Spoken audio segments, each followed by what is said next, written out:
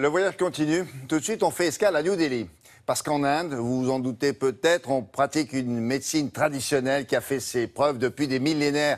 C'est l'Ayurveda. Là-bas, on ne jure que par cette méthode et c'est devenu un véritable mode de vie. Bonjour Nicolas. Est-ce qu'on peut vraiment tout guérir avec l'Ayurveda ?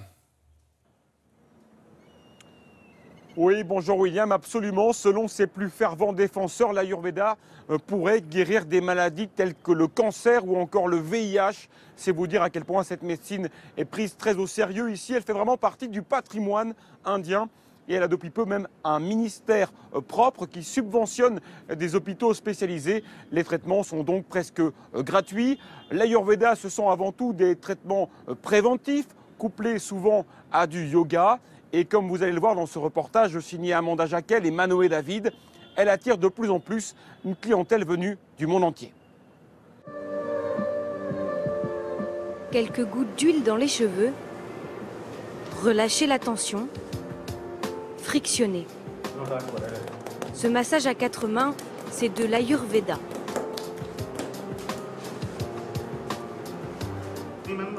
Cela va relaxer tout son corps. Dans ce centre de luxe, pas de thérapie lourde. L'Ayurveda, c'est la recherche d'une vie plus zen. Et la direction surfe sur cette nouvelle tendance. Ça devient de plus en plus populaire parce que les gens voient l'Ayurveda comme du bien-être. Nous avons beaucoup de clients de l'étranger, surtout des Allemands. Je dirais que 50% de notre clientèle est allemande.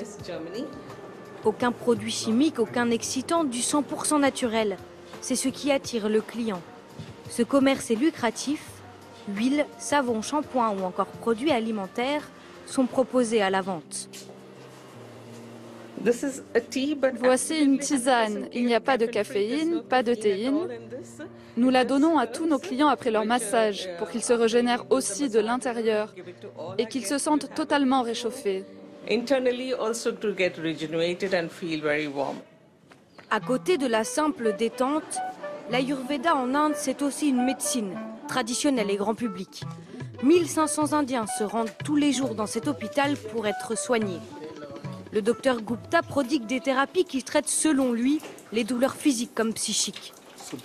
Ça, c'est la technique appelée Shirodhara. Shiro signifie la tête et Dara, c'est ce filet d'huile. Cette femme souffrait d'insomnie. Au début, elle était irritable. Elle n'aimait pas cette thérapie. Mais au bout du 3e jour, elle s'est carrément endormie sur la table. Pour le docteur, l'Ayurveda est bien une science à part entière.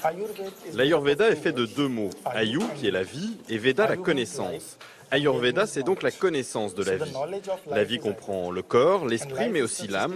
Ce n'est pas que le corps. Ici, pas d'antibiotiques ou d'opération. L'huile chauffée est le remède miracle. Là, elle favorise la circulation sanguine de Shivangi. Cette jeune femme souffrait de douleurs corporelles depuis son accouchement. J'ai suivi un traitement de médecine classique pendant 4 ans. Quand j'ai perdu tout espoir, c'est là que j'ai essayé l'Ayurveda. Je sais que c'est un traitement qui prend du temps, mais je veux qu'on me soigne. En Inde, l'Ayurveda est une fierté nationale. Le gouvernement veut en faire une médecine accessible à tous. Les médicaments sont d'ailleurs gratuits. Alors pour le docteur, pas question de croire en une autre forme de médecine. Vous savez, il y a tellement de recherches menées, on dépense tellement pour la médecine dure, mais rien ne change. Il n'y a toujours pas la santé. En Inde, on utilise la pratique ayurvédique depuis plus de 5000 ans. Et depuis 5000 ans, c'est le même livre que l'on utilise, sans changement. Si on maintient quelqu'un en forme, alors il n'y a pas besoin d'un système de santé. Une harmonie avec la nature et les astres. Dans le monde idéal du docteur Gupta, l'hôpital pourrait même être autosuffisant.